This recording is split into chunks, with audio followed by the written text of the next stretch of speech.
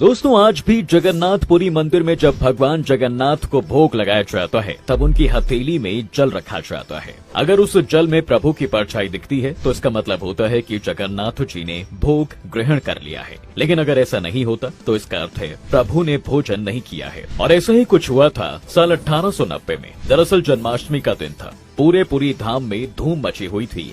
हर कोई प्रभु के जन्मदिन के अवसर पर खास तैयारियां कर रहा था। लेकिन जब भगवान जगन्नाथ को भोग लगाकर हथेली में जल रखा गया तो उसमें उनकी परछाई दिखी ही नहीं। पुजारी से लेकर वहां मौजूद सारे भक्त हैरान हो गए। पुजारी जी को चिंता होने लगी कि आखिर आज के खास मौके पर प्रभु ने खाना क्यों नहीं खाया। आखिर ऐसी क्या गलती हो गई भला जो प्रभु इतने नाराज हो गए।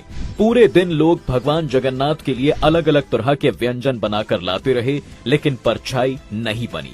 धीरे धीरे ये बात राजा तक पहुंच गई। तब राजा ने तय किया कि वो जब तक जगन्नाथ जी की नाराजगी का पता नहीं लगा लेते वो अन्न जल नहीं ग्रहण करेंगे। भूखे पेट राजा मंदिर में जाकर बैठ जाते हैं। कोने में बैठे बैठे कब उनकी आंख लग गई उन्हें भी पता नहीं चला। इसी बीच भगवान जगन्नाथ राजा जी के सपने में आते हैं।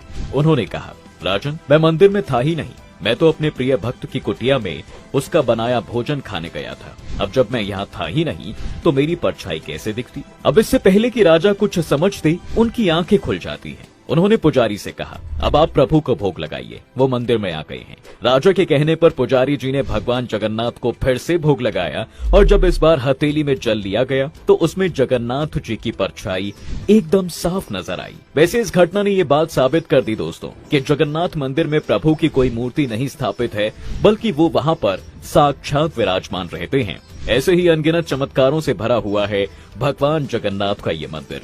मान्यता है कि हर साल जगन्नाथ जी का रथ उनके एक मुस्लिम भक्त की कब्र के आगे अपने आप रुक जाता है। दरअसल इससे जुड़ी एक घटना है जो मुगल शासन के वक्त की है। उन दिनों मुगलों की सेना में सालीबाग नाम का एक सैनिक हुआ करता था जिसकी माँ हिंदू और पिता मुसलमान थे। एक बार सालीबाग किसी युद्ध में गया था जहाँ उस पर भीषण प्रहार होने की वजह से उसके माथे में गहरी चोट आ गई। बहुत इलाज करने के बाद भी सालीबाग का घाव नहीं भर पाया। कई दिन बीत गए। घाव न भरने की वजह से सालीबाग को मुगल सेना से निकाल दिया गया। इस बात से वो पूरी तरह से टूट गया।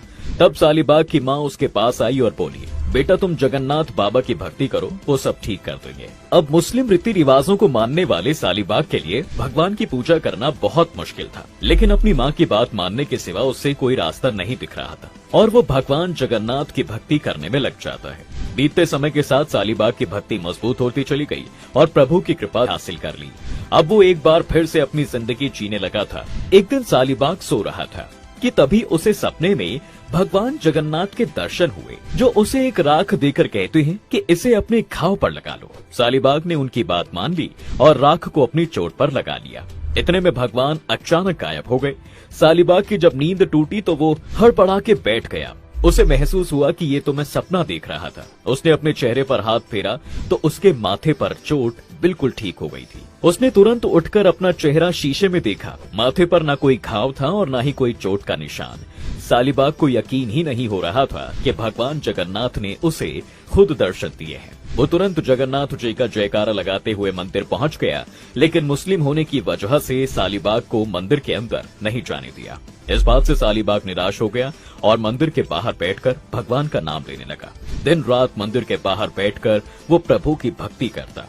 अब सिर्फ उसकी एक ही इच्छा थी कि जगन्नाथ भगवान उसे दर्शन दे दें। ऐसे ही दोस्तों सालों बीत गए और एक दिन सालीबाग की मृत्यु हो गई। सालीबाग की मृत्यु के कुछ महीने बाद ही वो दिन आया जब जगन्नाथ यात्रा निकलनी थी। सभी भक्त जगन्नाथ बाबा के रथ को खींचने लगे, पर एक जगह पर आकर रथ अपने आप ही रुक जाता है। लाख कोशिश के बाद भी कोई रथ को हिला तक नहीं पा रहा था। दरअसल जिस रास्ते से रथ यात्रा निकाली जा रही थी उस रास्ते में सालीबाग की मजार भी थी, जहां आकर वो रथ अपने आप रुक गया। सब लोग इस बात से हैरान थे कि आखिर ऐसा क्यों हो रहा है। तभी किसी ने राजा को जगन्नाथ बाबा के भक्त सालीबाग की सारी बात बता दी और ये भी बताया कि उसने भगवान से क्या कहा था। राजा ने तुरंत मंदिर के पुरोहित से इस बारे में चर्चा की। सालीबाग की भक्ति से मंदिर के महंत भी इनकार नहीं कर पाए, क्योंकि अब तो सालीबाग की सच्ची भक्ति का सबूत भगवान जगन्नाथ खुद दे रहे थे। इसके बाद सालीबाग की कब्र के आगे उसके नाम के जयकारे लगाए गए और रथ को खींचना शुरू किया। जयकारा लगाते ही रथ चलने लगा और तभी से हर साल सालीबाग की मजार के आगे जगन्नाथ बाबा की रथ यात्रा को कुछ देर के लिए रोका जाता है।